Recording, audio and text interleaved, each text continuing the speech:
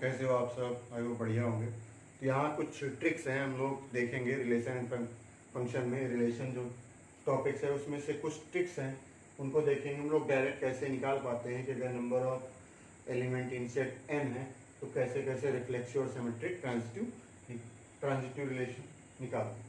तो सबसे पहले if number of element in A set ए, यानी एन ए क्या है? कार्डिनल नंबर ऑफ सेट ए कितना है? एन क्या रिप्रेजेंट करता है? नंबर ऑफ एलिमेंट, यानी उस सेट में कितने एलिमेंट है? एन है। तो टोटल नंबर ऑफ रिलेशन कितने बनते हैं? N two raise to the power n square और टू की पावर एन इंटू। इसका मतलब क्या है कि अगर n A is equal to क्या दिया है? 3 दिया है, एम दिया है, या ऐसे भी लिख सकते हैं n B is equal to n दिया है, तो टोटल रिलेशन क्या बनेंगे? टोटल रिलेशन क्या बनता है?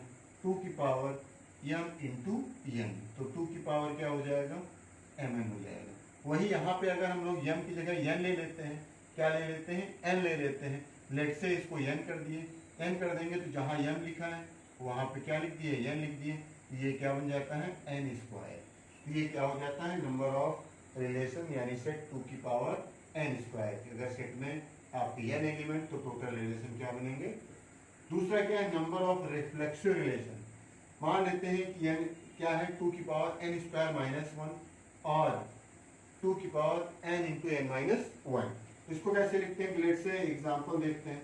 एक सेट दिया है n A, n A set में दिया है, मान लेते हैं आपका 4 एलिमेंट्स। कितना एलिमेंट है? 4 एलिमेंट्स है। तो देखेंगे यहाँ पे रिफ्लेक्सिव रिलेशन कितना मिलेगा? 2 की power n square minus n, यानी 2 की 4 स्क्वायर माइनस 4, तो कितना मिल जाएगा? 2 की पावर 16 माइनस 4, 2 की पावर कितना मिल जाएगा?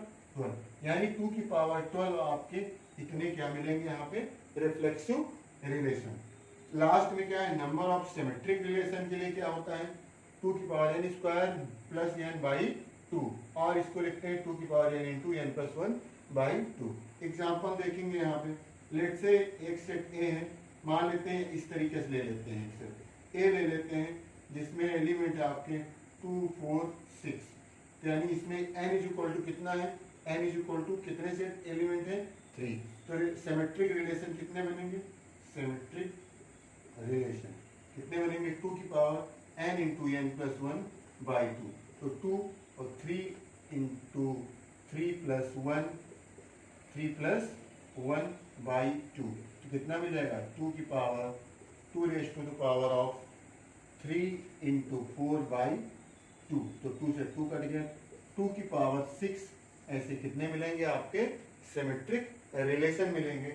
फिर से एक बार देखेंगे। अगर टोटल रिलेशन आपसे पूछेगा, जितने दो सेट होंगे, मान लेते हैं ए और बी दिया है, दोनों में अलग अलग होंगे तो एम इंटू एन बोल देंगे। अगर सेम होंगे तो 2 की power n square. Reflexive relation के लिए क्या है? इसमें एक एग्जांपल और ले लेते हैं। मान लेते हैं एग्जांपल क्या है? N A is equal to 4 दिया है, तो रिफ्लेक्सिव रिलेशन कितने हो जाएंगे? 2 की पावर एन स्क्वायर का मतलब 4 स्क्वायर, तो 2 की पावर 16। इतने आपके क्या हो जाएंगे? आपके टोटल नंबर ऑफ रिलेशन मिलेंगे। रिफ्लेक्सिव रिलेशन के लिए क्या होता है? 2 की power n square minus n. Symmetric के लिए क्या होता है? 2 की power n square plus n by 2। Thank you for watching.